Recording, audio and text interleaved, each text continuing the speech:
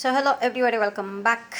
Grab your coffee and your notebook. You might want to need it for this video. It's a small video, and I hope that the information is helpful, and it's also important to understand several things that are going to go through your kitchen.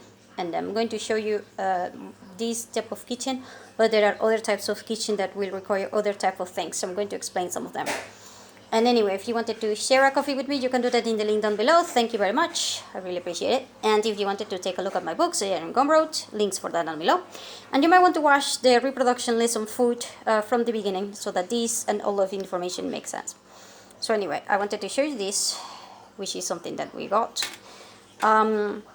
These are for doing bread when we want to make them warm. And other stuff like holding pans that are hot. And holding things that are, that we need them to dry with oil and other stuff. We will put some things behind them. So if they are leaking, we can put them in here, and then we can put another thing below that, underneath that. So we usually use this. Yeah, see? And this way, you can take this and, move it if you need to. And it's easier to move, And anyway, I just wanted to show you that, and I'm going to show you other things. So this is a regular kettle, it's filled with tea and stuff like that. And this one is it used to be my grandmother's. And this one is my disabled pressure cooker. You see, it does not have a handle. So I do not recommend you using that without a handle if you do not know how to use pliers, and if you do not know a lot of things that you're supposed to know about pressure cookers, because pressure cookers can actually kill someone. So do not recommend using that unless you know what you're doing. Now I'm going to show you other stuff, because I was asked this one. Why do you put aluminum foil in this, and how do you put it? So this one will be removed. Now the current kitchens right now will have this square, and they will be a little bit like bended, and then obviously so that they can place that thing. Now they will not have this that you can remove. Underneath we will place a lot of aluminum foil, and here is why. Every time that you're cooking, the fire things, if they spill or whatever, they will go through here and through here. That means that they are going right here, which will damage this device, and they will also be down there. Now if they go down there, I'm going to show you how bad that thing can get.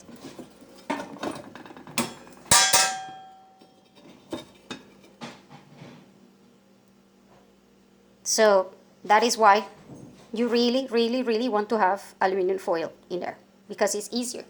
Oh, and by the way, if you're thinking that that is not going to be an issue cleaning, look at this thing. That black thing, this corner, is supposed to be this color.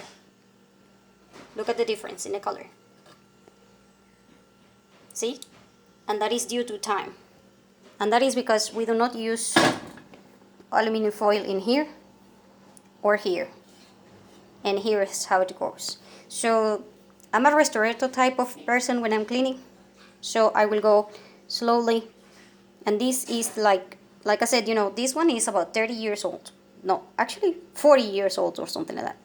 So of course it's not going to look new. And of course, before my mother used this thing, somebody else used it. And so, my mother got it already kind of black.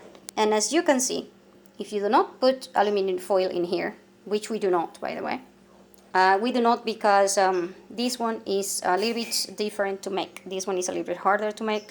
And also, most of the times we don't think it's worth it. Because, if you put this thing in black, it will kind of form like a thick something. And then, that way, it's not going to be that bad, when it comes to using it. It will be kind of like you using a frying thing. It will have like a layer. That layer is supposed to protect things so that when you have oil in it, it will not, stick. So if you don't have this black thing, and then oil enters, you know, like that.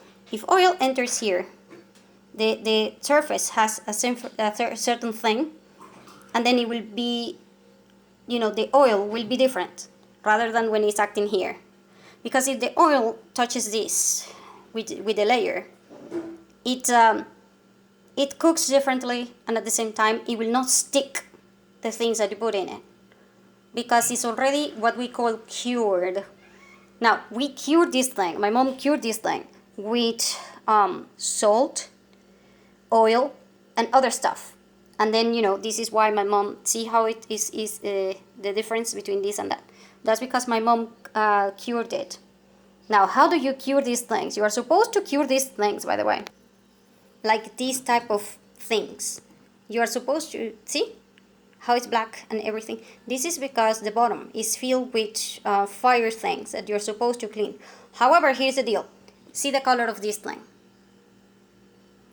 Now, this you need to cure, because if you do not cure it, then whatever you stick in here, you know, like cooking, it will be harder to cook. It will consume more oil. It will be different, and it will taste different.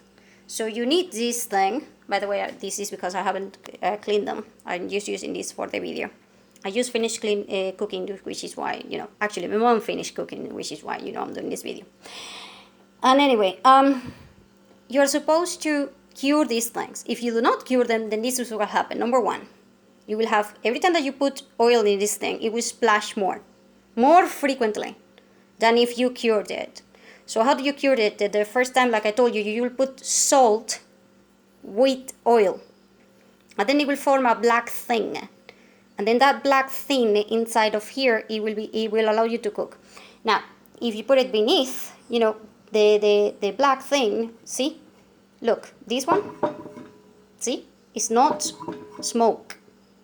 Now, the smoke, it is because I have issues with this burner.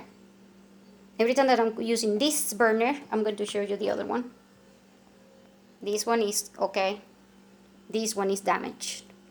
And that one is damaged because we have issues with the gas thing. And the reason why we have issues with the gas thing is because we have electrical problems with the pipes and stuff like that. So another topic for another video. So anyway, I just wanted to show you that you are supposed to learn how to cure these things so that they will not stick and they will not use more oil, and then the oil will not burn and they will not splash as the other ones. And if you have this problem with the pans, it's not because of the pans, it's because of the burners that are like this. See? It's a burner problem. And like I said, if the burner problem is usually because of that little fellow over there, I'm supposed to graduate. But here's the kicker. I don't graduate them because I'm freaked out about fire. I do not like fire. And so my mom is supposed to do it, but my mom cannot see properly, you know, to do these things. And here is a thing that is supposed to be electrical, that is supposed to go there. And that is where the pilot is and stuff like that. So we have, and here is the connectors. So you gotta know where the connectors are, and you gotta know which way to turn it up and which way to turn it down. And at the same time, you don't want to do it unless you absolutely know what you're doing. Because if you touch this thing and then open up all the gas, and then it is too much or whatever, you might actually cause an explosion. So I don't deal with that. I'm sorry, but I don't. So I have to either wait for somebody that knows what they're doing, because I'm not going to do it, because I told you I don't do simple.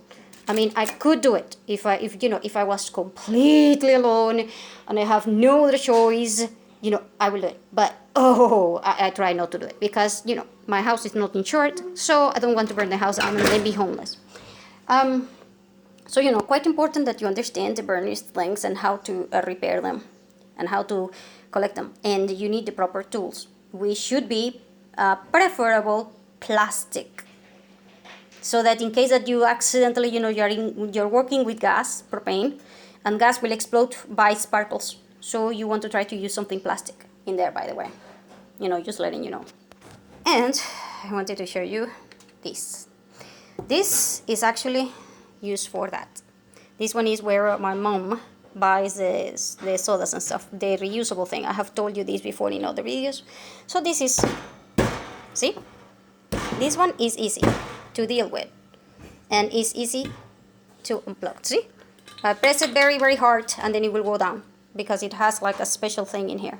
This one says Pepsi, but you can have it for Pepsi, Coca-Cola or whatever, and you want to have several of these because if you're using this one, it will not preserve the gas. So even if you were to press it, it will just not work like the other one, and even if I try to do like that, it will be harder. So this one looks cooler, better, and whatever, and is reusable, so you want to get these things. And these things over here, you do not want to throw away.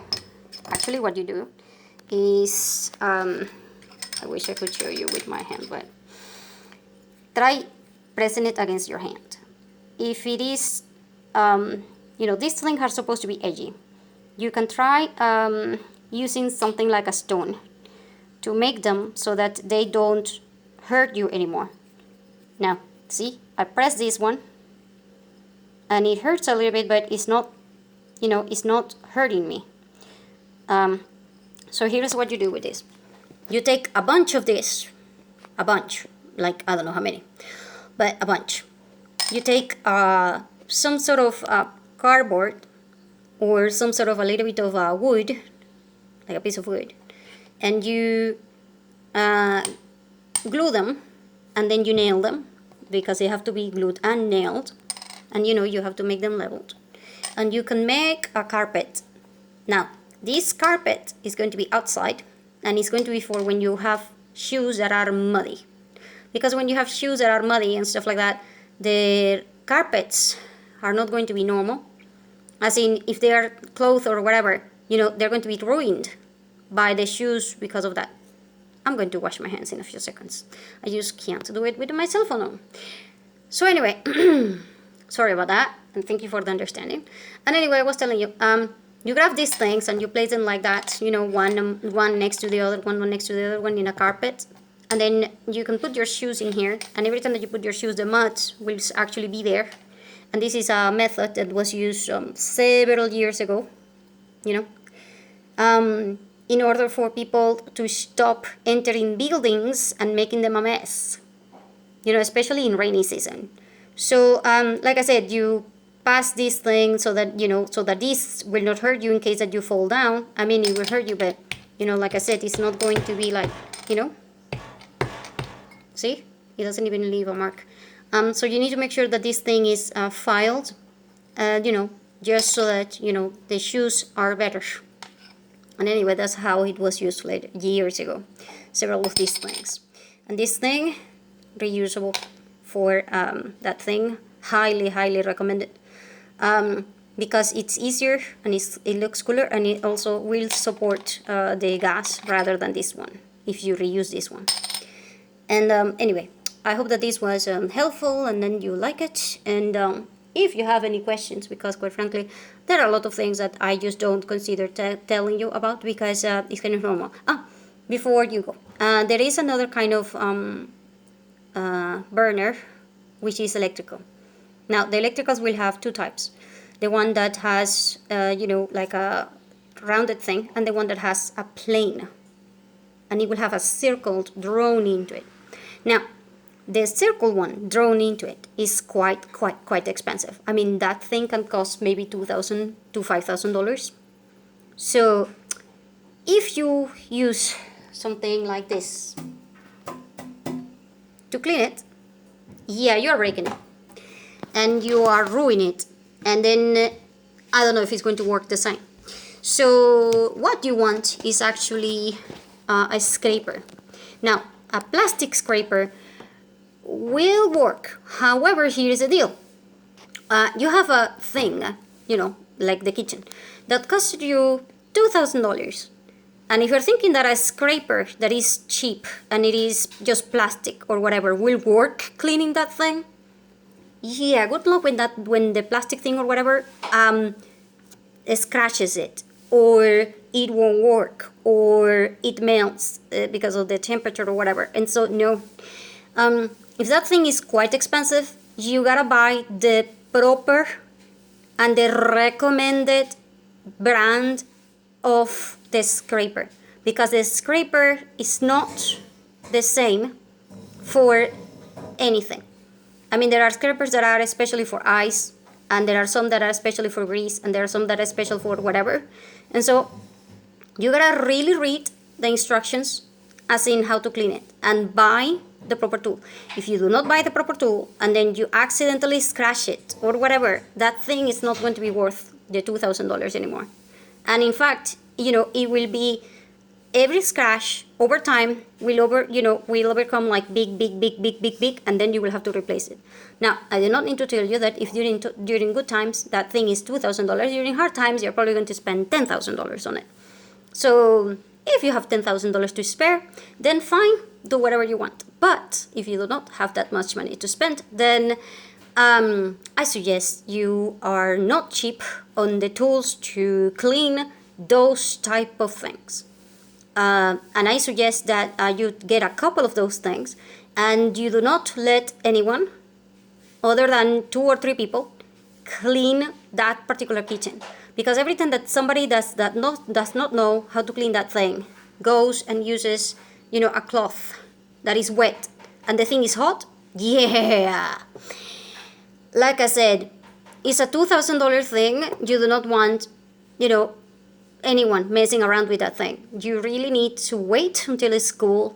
And for all I know, you might even print instructions that nobody touches that thing except, like the 2 or 3 people that know how to do this. And with the proper tools, because it will break. And every time that thing breaks, you will have to learn, a lot about electricity and a lot about how to replace that thing. And it's going to be expensive, and also it will not look good. And also, it's going to just be messy. So you want to have these things in mind when it comes to cleaning your kitchen. If you're a restaurateur like me, that is going to be easy. People that do simple cleaning, most of the time they cannot do restoration work. Most of the time they just can't, because they don't have the patience. I mean, they don't have the patience to go, 4 hours trying to clean something extremely, to the detail and with the proper tool and the chemicals and all of that, and then make them look like if it was just bought, like new or something like that. Because, people who clean fast and everything in a daily basis, they can't spend 4 hours doing that. So this is why, having different kinds of personalities and different kinds of looks at things is important, because you need a team that is different. If every one of you is equal, then you might have an issue. So anyway, I hope that this was helpful, and see you again soon in the other videos.